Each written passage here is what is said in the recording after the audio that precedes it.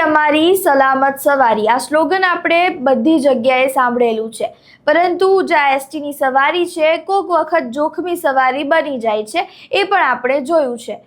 એવી જ કિસ્સો સામે આવ્યું છે જેતપુરમાંથી કે જ્યાં આગળ જૂનાગઢથી આણંદ જતી બસમાં એક યુવતીની છેડતી કરવામાં આવી છે એસટી બસમાં। શું છે સમગ્ર માહિતી વિગતે ચર્ચા કરીએ। નમસ્કાર, આપ જોઈ રહ્યા છો ચક્રવાત ન્યૂઝ। હું છું આપની સાથે નિધિ।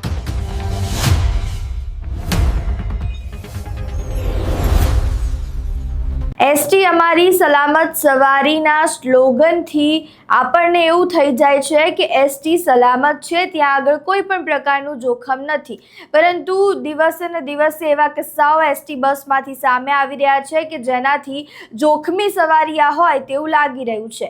જૂનાગઢથી આણંદ જતી એક બસમાં એક યુવક દ્વારા યુવતીની છેડતી કરવામાં આવે છે।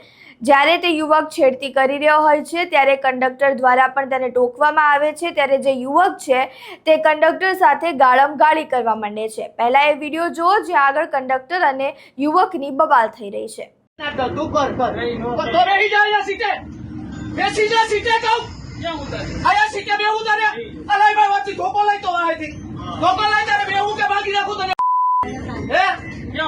તારે બેવું છે અરે તારી થી આગળ તું સો કોણ હે તું મને આલી મોરી સમજે છે હે તું તો આને મને આખી પેઢીની વેલ્યુ નથી એમ વેલ્યુ છે આમ બતાવી દેવું આખી બસ ને હરગાવી નાખશું ધ્યાન રાખ તમારું ધ્યાન રાખવું યાર સાહેબ ભાઈ જાવું ઠક્યા બસ એક છે આયા બસ આપી લઈ તો લામી હોય તો નથી મારી નાખું લાવ તો રામી હોય તો નથી એટલે અરે દરવાજો ઓટોની તો સમજાશું મને નથી બોલતો પ્રેમથી ભાઈ કહું છું એટલે હે ભાઈ કહું છું તને એટલે તું મારી મારે તો બેઠી જાય રેકોર્ડિંગ કરતો મોબાઈલ કાઢ ફટાફટ રેકોર્ડિંગ કરે નહીં મને હવે આ બેહી જાઉં સજી તને છેલ્લી વાર કહું છું બેહી જા પોલીસ વાળાને ફોન કરો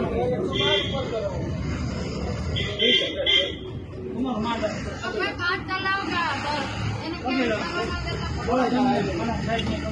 મારા તારા પપ્પા એમએલએ છે ને તું બોલાય ફોન કર બોલ હવે ધમકીમાં વિડીયો તમે જોયો કે જેમાં કંડક્ટર અને યુવક વચ્ચે બબાલ થઈ રહી છે।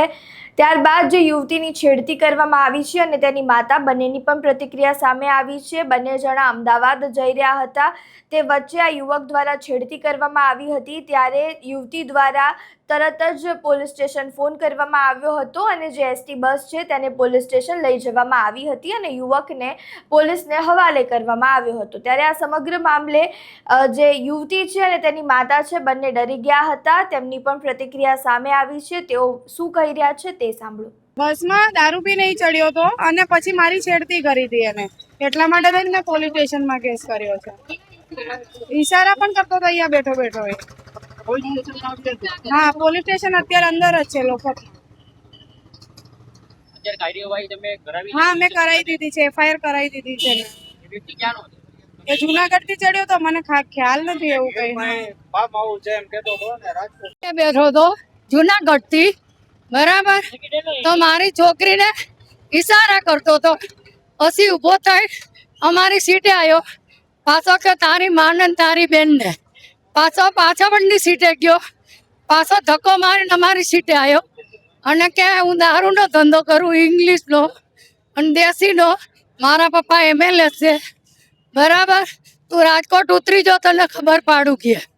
એટલે અમે આ ફરિયાદ લખાવી અહીંયા, બરાબર।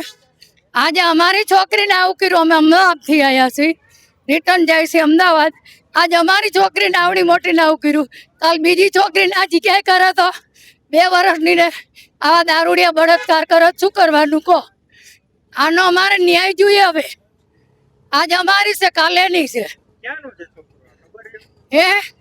એ જુનાગઢ થી બેઠતો પણ કે રાજકોટ ઉતરું છું તને બતાવું કે બરાબર જુનાગઢ કે ફાર્મ હાઉસમાં દારૂ પીને ઉતરો. હાલાકી આ સમગ્ર ઘટના બાદ પોલીસ દ્વારા આ યુવકનું રિકન્સ્ટ્રક્શન કરવામાં આવ્યું છે, તેની ધરપકડ કરી લેવામાં આવી છે. પરંતુ અહીંયા પ્રશ્ન એ ઊભો થાય છે કે એસટી બસ છે, ગવર્મેન્ટ બસ છે, જ્યાં આગળ ઘણા બધા લોકો બેસેલા હોય છે, તે વચ્ચે આ યુવકની એટલી કહી શકાય કે એને એટલી હિંમત આવી ગઈ છે કે એ યુવતીની છેડતી કરી રહ્યો છે.